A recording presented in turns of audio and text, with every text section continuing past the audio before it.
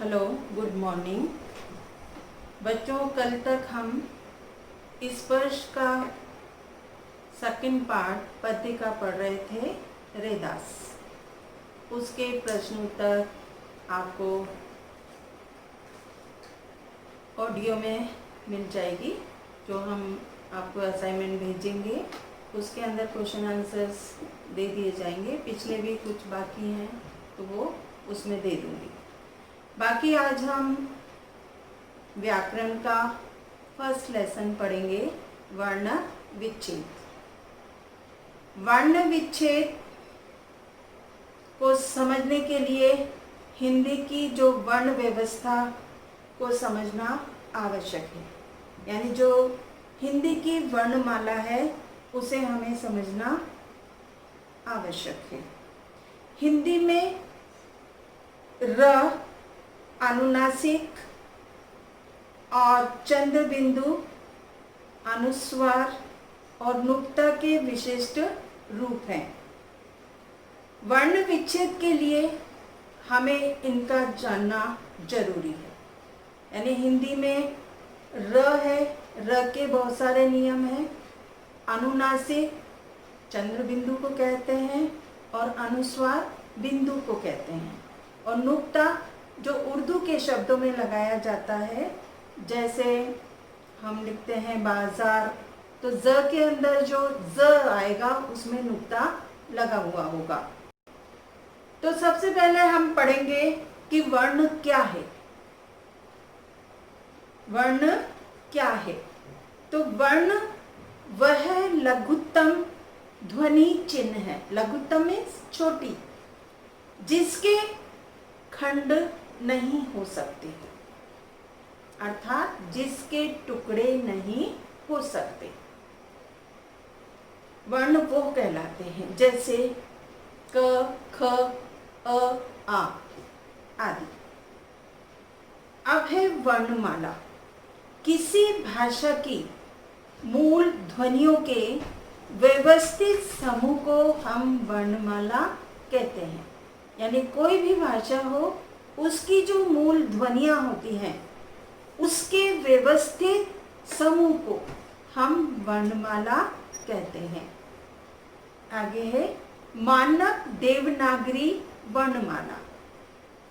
देवनागरी वर्णमाला में निम्नलिखित वर्ण होते हैं। उसमें दो पार्ट होते हैं, पहला स्वर और दूसरा व्यंजन। स्वर के अंदर अ, आ, ई, उ, री, ए, ऐ, ओ, औ आते हैं। इन स्वरों को जब व्यंजनों के साथ प्रयुक्त किया जाता है, यानी जो स्वर होते हैं, स्वरों की क्या होती है? मात्राएं होती है। जैसे अ की कोई मात्रा नहीं है, आ की मात्रा है, छोटी की है, बड़ी की है, फिर उ की है, बड़े उ की है, री की है, ए की है, आई की है, ओ की है, औ की है। इन सब की मात्राएं हैं, वो किस में प्रयुक्त होती हैं? व्यंजनों के। तो इनके स्थान पर इनके मात्रा चिन्हों का प्रयोग किया जाता है। तो आज मैं आपको वैसे ही समझा रही हूँ, बाकी बोर्ड पे मैं कल समझाती हूँ। यह तो वैसे आपका पढ़ा हुआ है सब कुछ। तो अनुस्वार तो केवल बिंदी है। विसर्ग लास्ट में जो अ के बिंदी लगाई जाती है दो, वो होता है। और व्यंजन, व्यंजन है क वर्ग। क वर्ग में क हलन, ख हलन, ग हलन, घ हलन प्लस ण हलन। तो इसके अंदर हलंत जब लगा होता है तो उनके अंदर किसी भी मात्रा का प्रयोग यानी स्वर नहीं आया हुआ होता। तो व्यंजन जब पूरा होता है जब उसके अंदर स्वर होता है। जैसे क हलन प्लस अ, तो क्या बनेगा? क। फिर हम हलंत नहीं लगाएंगे उसमें, क्योंकि उसमें स्वर प्रयुक्त हो गया है। तो आगे है इसी तरह से जो व्यंजन है, क वर्ग है, च वर्ग है, ट वर्ग, त वर्ग, प वर्ग और अंतस्थ व्यंजन। अंतस्थ व्यंजन कौन से होते हैं? य, र, ल, ब। ऊक्ष्म कौन से होते हैं? श, श, स, ह। ग्रहित कौन से हैं जो हमारे व्यंजनों में आते हैं अलग से? वह है स्वर के अंदर तो आता है आ, जिसके ऊपर आर्ध चंद्र लगा होता है, और व्यंजन में आता है ज और फ। ये अलग से व्यंजन होते हैं जिनके नीचे नुक्ता लगा होता है। आगे है संयुक्त व्यंजन। संयुक्त व्यंजन श से क्षत्रिय, त्र से त्रिशूल, ग से ज्ञानी। अब जो श से क्षत्रिय, त्र से त्रिशूल, ग से ज्ञानी, इनमें भी क्या है? कुछ व्यंजनों से मिलकर ये बने हैं, इसलिए ये क्या हो गए हैं? संयुक्त हो गए हैं। अब है हल चिन्ह। हल चिन्ह स्वर के अभाव का चिन्ह है, यानी जब उनमें स्वर नहीं लगा होता, जो मैंने ऊपर बताया आपको कि जिन व्यंजनों में स्वर नहीं लगा होता उसमें हल्का हलंत का प्रयोग किया जाता है।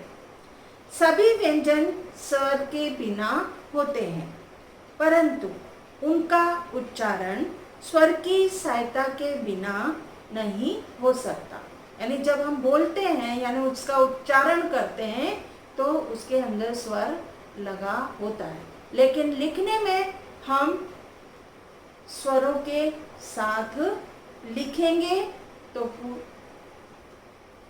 अगर स्वर के बिना लिखते हैं तो हलंत लगाना जरूर। जैसे क हलंत प्लस अ, तो फिर ये क्या बनेगा? पूरा क। क हलंत प्लस ई, की। क हलंत प्लस उ, कु। क हलंत प्लस आ, का। समझ में आया सबको? आगे संयुक्त व्यंजनों के रूप।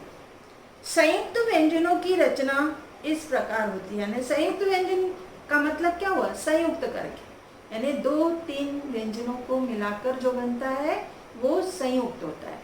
तो संयुक्त व्यंजन कौन से हैं? श से क्षत्रिय, वो किस किस से मिलकर बने हैं? क हलन प्लस श हलन प्लस अ, इन तीनों से मिलकर श से क्षत्रिय बना है।